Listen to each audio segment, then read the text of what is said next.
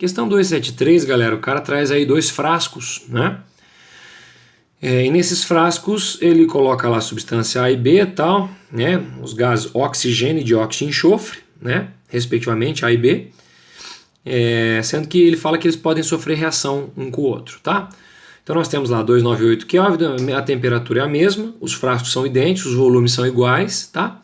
E a pressão aqui está 1 atmosfera e aqui meia atmosfera. Note que aqui a pressão é o dobro de lá. Gente, veja, se a pressão aqui é o dobro de lá, significa o quê? Nesse frasco A, então ele fala que tem O2. E lá naquele frasco tem SO2. O que significa isso antecipadamente? Se a temperatura é a mesma e os recipientes têm o mesmo volume, se aqui a pressão é o dobro, significa o quê, gente? Que a quantidade de moléculas de O2 é o dobro. Que a quantidade em mol de O2 é o dobro.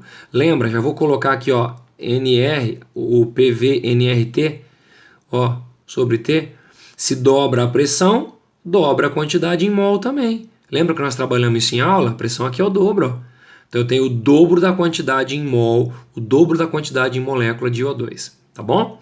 Aí diz o seguinte, sobre esses gases são feitas as seguintes afirmações. O frasco A apresenta o dobro de moléculas em relação ao frasco B.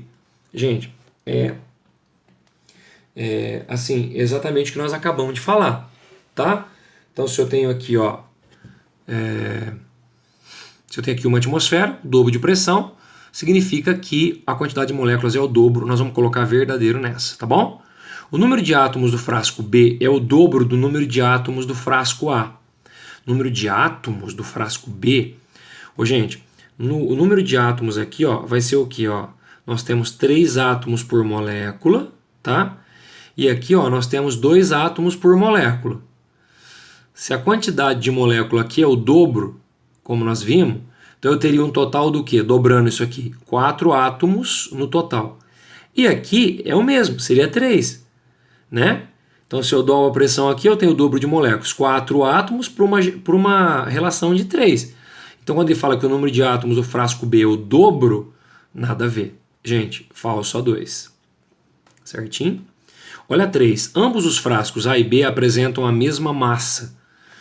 Gente, o lance da massa aí funciona assim, ó.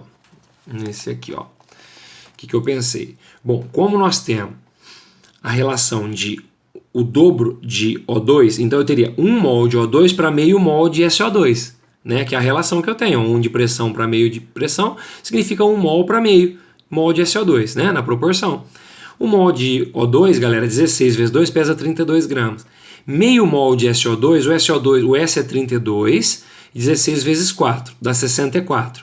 Meio mol disso, metade de 32. Então 32 é igual a 32. Gente, realmente a 3 está correta, tá? E na 4 ele fala que, considerando que a reação ocorra por completo, o frasco C ainda conterá gás oxigênio.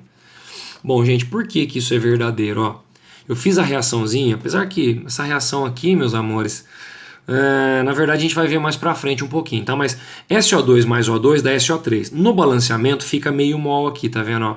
Porque meio vezes 2 dá 1, mais 2 dá 3 oxigênios de K para acertar com 3 oxigênios de K.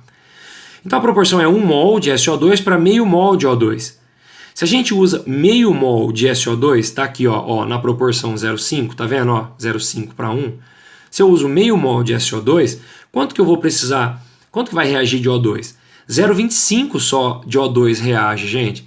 Sendo que foi colocado 1 mol, né? Usando a proporção de 1 atmosfera para meio, 1 mol para meio. Então foi colocado 1 mol de oxigênio e só vai reagir 0,25, correto? Nitidamente o oxigênio está em excesso. Então vai ter sobra de oxigênio. Então está certo também. Portanto, a gente consegue marcar na questão 273, alternativa D. Beleza, galera?